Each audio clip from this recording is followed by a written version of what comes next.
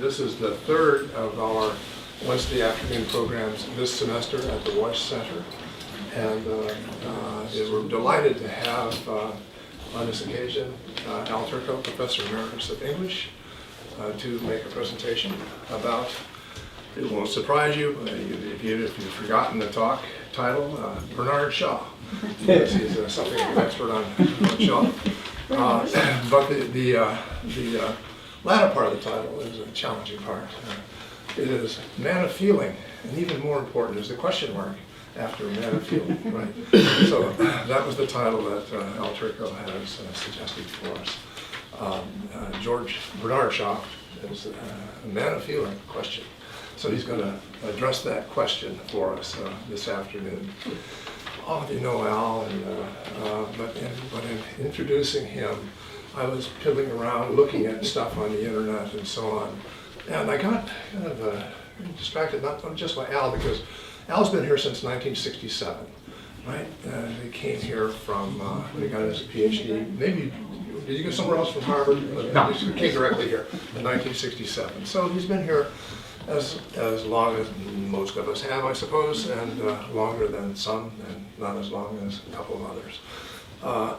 And one of the things that surprised me when I was, as I say, piddling around on the internet this morning was that Al, only Al, but a set of people to whom Al and others in the English department here in this row belong, the set of retired faculty members in English at Wesleyan. Did you know that there are 14 of them? That is only the living ones. But here's a surprising thing I discovered. I was going to tell you the ordinary things about Al having received his bachelor's degree at Brown and then his master's and PhD at Harvard. But here's the surprising thing. 1967, one thinks of Wesleyan, when it was an all-male school. It still was at that time almost, although as we know, that's when females started to be admitted as transfer students, and a year after that, actually. So he was here at the end of an era. Still something of an old boys network, but here's a feature that I didn't know until today. Of those 14 people who are retired professors of English, 2 schools, Harvard and Yale, are the PhD institutions of all but 2 of them. And those 2 are from Brown. Yeah. Isn't that enlightening in some ways?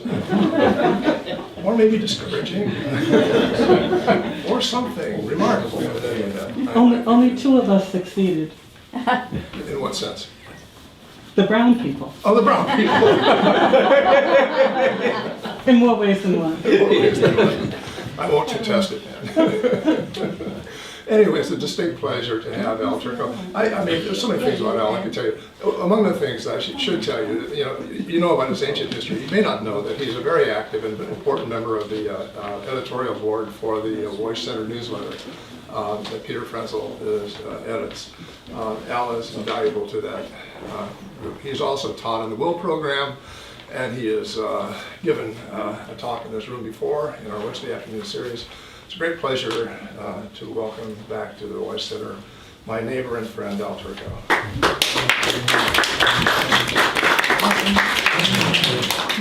Thank you, Carl. A couple of people have told me that they will have to leave early, and that's fine. It may be that some of the rest of you may want to avail yourself of the same. You have a handout of 2 sheets, and you're probably wondering, if you've had time to look at them, what does one have to do with the other? And I hope that will become clear in the course of the talk, which begins now. George Bernard Shaw has no enemies, and none of his friends like him. Our first task is to determine the provenance of Wilde's perplexing witticism. What did he say, and when did he say it? Shaw's contemporaneous diary of his early years as an emigre to London specifies January 1879 as the time of his first visit to one of the famous at-homes of the formidable Speranza, Oscar Wilde's mother. Shaw notes decades later, in a letter to Saturday Review editor Frank Harris that he attended only 2 or 3 of these occasions, the diary itself referring to the final one as in July of '85. He observes as well, "I met Oscar at one of the at-homes, and he came and spoke to me with an evident intention of being especially kind. We put each other out frightfully." An observation less meant critically than to express puzzlement over what he called our queer shyness of each other. Thinking back to their initial meetings, it seems unlikely that the 23-year-old, diffident, and at the time totally unknown George Shaw would have served the already flamboyant Oscar as a tempting target for an epigram. But even this slim evidence establishes an initial point for a remark the authenticity of some version of which has never been questioned. The terminal point, with more sense of context, is established by W.B. Yeats's erroneous but clearly recognizable allusion in the first section of his autobiography, The Trembling of the Veil. There he attributes to Wilde, around 1888, the pronouncement, "Mr. Shaw has no enemies, but is intensely disliked by all his friends." By this time, its target had already begun to emerge as GBS, attracting notice as a public figure, socialist speaker, and music critic, self-dubbed as Corno di Bassetto. Shaw may by then have been performing his newly created public persona, not so unlike Wilde's in their shared love of paradox, with flair enough to have provoked this deft jibe from his awkwardly amiable friend. So those are our chronological points of reference from 1879 to '88, with probabilities for the apothegm's origin tilting heavily toward the later date. But more important than to know when Wilde said it is to know just what he did say. Clearly, Yeats gets the second clause wrong on 2 counts. Here it is, "but is intensely disliked by all his friends." The phrase "intensely disliked" is obviously a misrecollection, but the more important error here is the one likely to slip by us, the mere conjunction "but." In several places where Shaw quotes it himself, the wording is always the same. It's, "and none of his friends like him." The correct word, the copula "and," intriguingly challenges us to relate the remark's 2 halves to each other. Did Shaw have no enemies because his friends didn't like him? Does the ability he seems to have lacked to arouse warm personal responses from peers come into play here? We may push even harder to ask whether Wilde's witticism was intended to be disparaging at all. Shaw clearly didn't think so. In 4 personal letters I have tracked down from subsequent decades, he quotes it with an elan which suggests he took it as a compliment.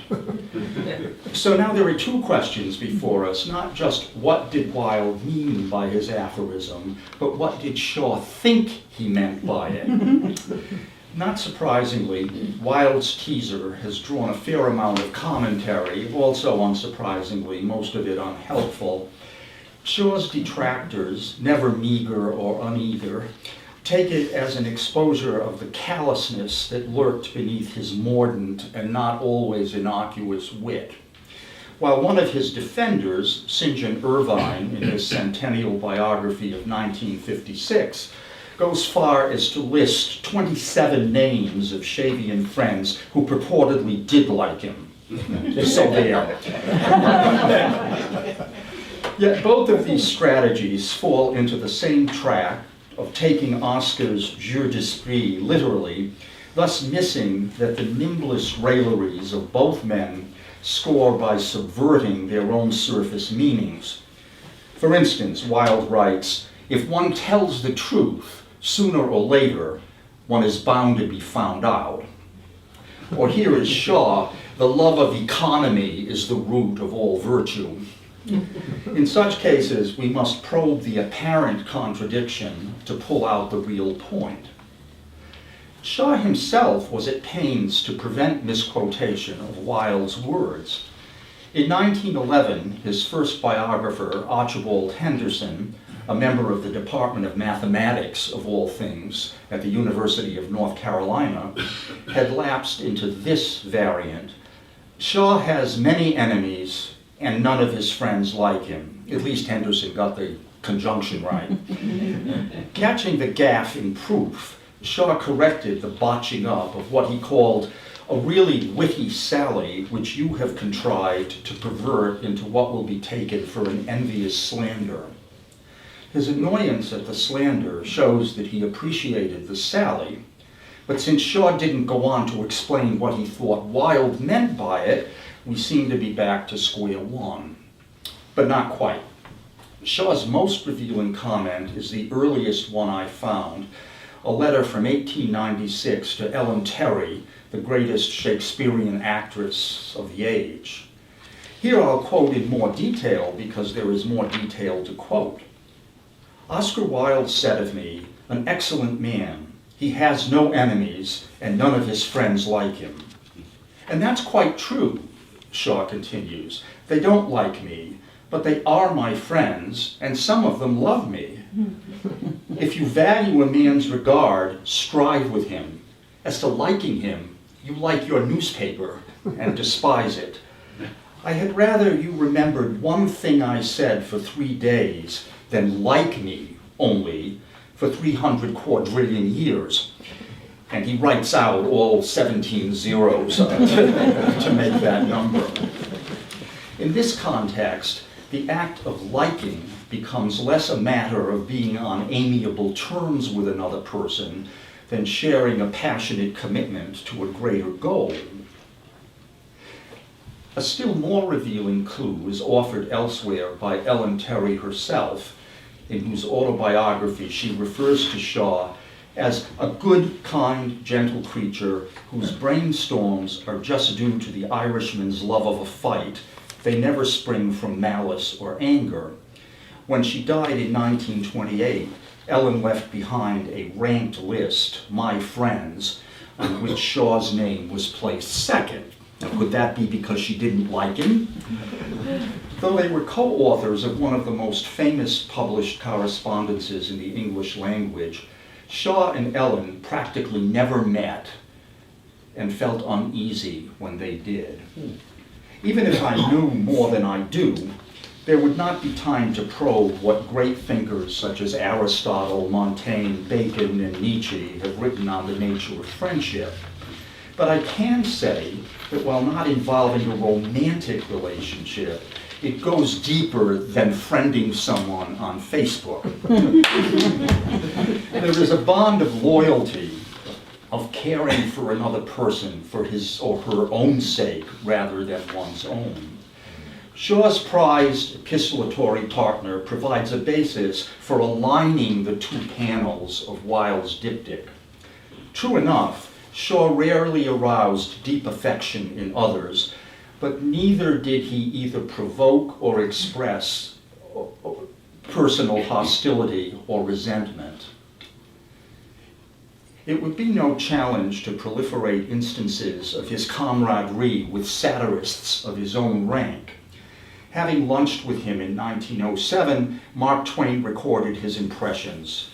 Shaw was a pleasant man, simple, direct, sincere, animated, but self-possessed, sane, and evenly poised, acute, engaging, companionable, and quite destitute of affectations. I liked him.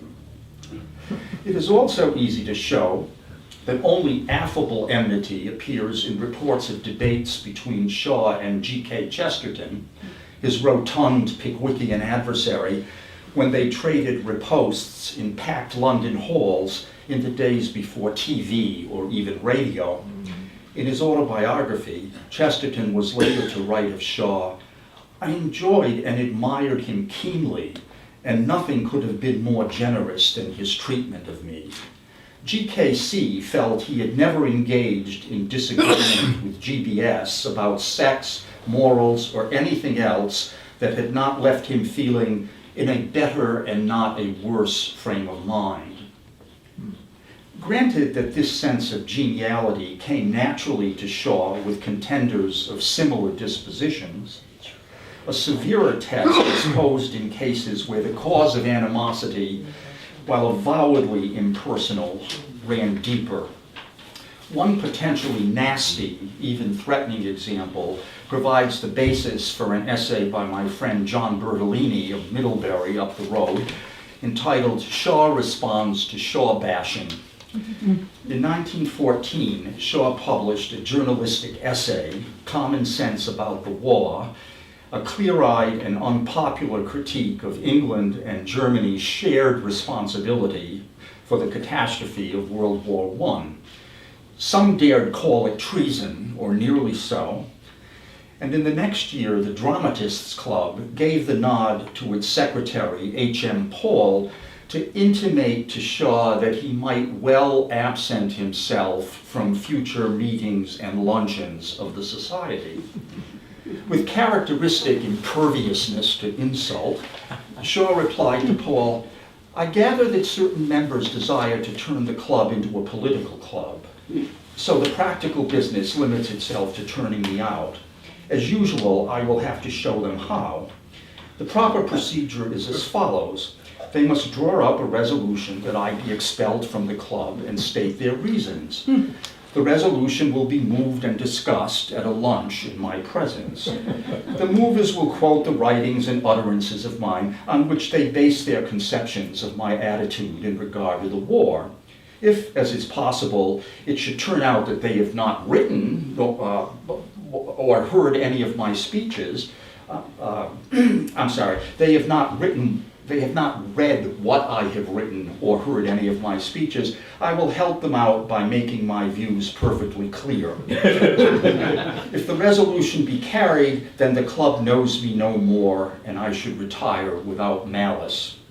Despite its ironic tinge, the letter retaliates with no affront to Paul or other members of the club, and is marked, as Bertolini notes, by an entire absence of rancor. Does Shaw's implacable civility have implications for his handling of character in his own plays? Well, of course, or why would I ask?